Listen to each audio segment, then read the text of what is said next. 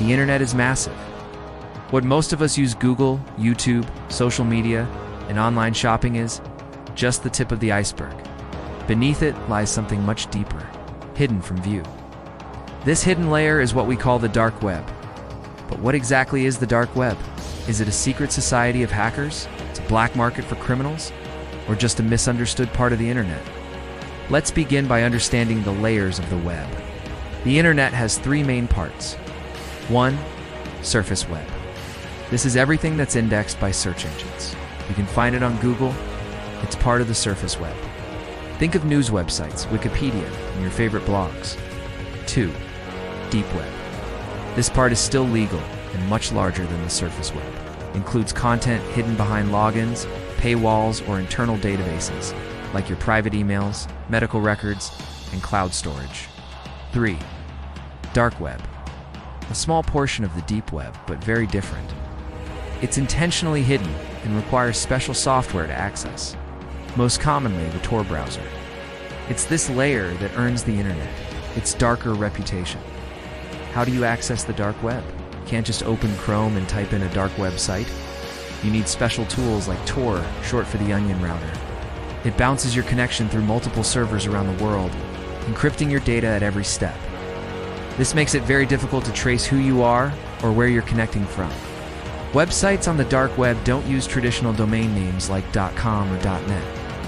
Instead, they end in onion, and they often look like a string of random letters and numbers. It's confusing by design meant to protect the site and its visitors. What happens on the dark web? Dark web isn't entirely illegal or evil. In fact, it was originally created by the US Navy for secure communication.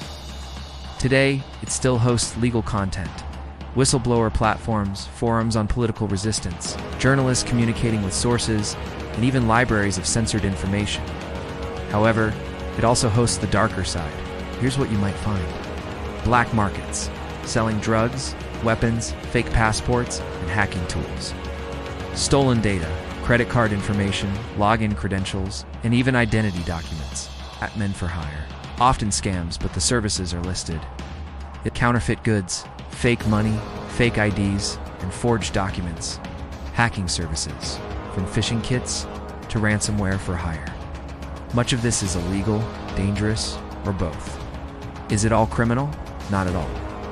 While the dark web gets its name from illegal activity, it also has value for people living under authoritarian regimes.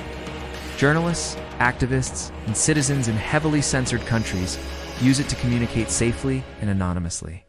Sites like SecureDrone allow whistleblowers to submit documents anonymously. Even Facebook has a version on the dark web, allowing people in restricted countries to access it without being tracked.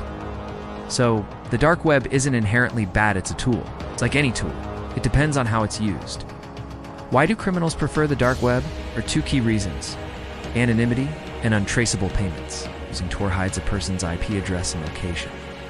Combine that with cryptocurrencies like Bitcoin or Monero, which can be harder to trace than traditional money, and you have a recipe for covert transactions. These tools make it very difficult for law enforcement to track users.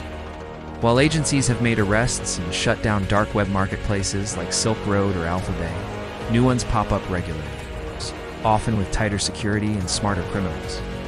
Is it illegal to access the dark web? Simply visiting the dark web is not illegal in most countries. It becomes illegal when you engage in criminal activity, buying drugs, accessing illegal content, or hiring someone to commit a crime. Think of it like walking through a dark alley. It's not a crime to walk there, but what happens in that alley might be. That said, just visiting the dark web could draw attention from authorities, especially if your behavior appears suspicious. Many cybersecurity experts recommend using strong precautions, like virtual machines and encrypted networks, when exploring the dark web, if at all. Risks of visiting the dark web, even if you have no intention of doing anything illegal. The dark web is full of risks. Malware. Clicking the wrong link can infect your system with viruses, keyloggers, or ransomware. Scams. Most marketplaces are unregulated. You could pay for something and receive nothing. Law enforcement stings. Some sites are undercover traps run by authorities. Trauma. Accidentally viewing disturbing content can be emotionally damaging.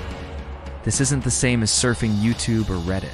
It's a minefield, and one wrong step can be catastrophic. Who monitors the dark web? Governments around the world have cybercrime divisions tracking dark web activity. Interpol, the FBI, and national cybersecurity agencies routinely monitor known marketplaces, forums, and trafficking operations. There are also cybersecurity firms that monitor the dark web for stolen data. If your email or password is found in a breach, it may have ended up for sale on the dark web. These companies alert users and help businesses secure their systems. While the dark web feels lawless, it's not invisible. Authorities are always watching, and over time, they're getting better at infiltrating these hidden spaces.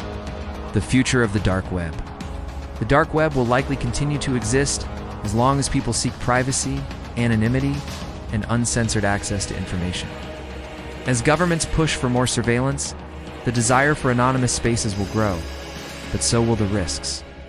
More advanced encryption, AI surveillance tools, and global cooperation may help law enforcement catch up. At the same time, criminals will keep finding new ways to hide, adapt, and thrive.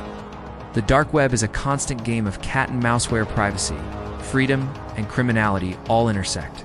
The dark web is not a myth. It's real, complex, and filled with both purpose and peril. It's not just a digital underworld of crime, it's also a sanctuary for privacy advocates, whistleblowers, and those under oppression. But it's not a place to explore lightly. Behind every anonymous page could be a scam, a virus, or something far worse.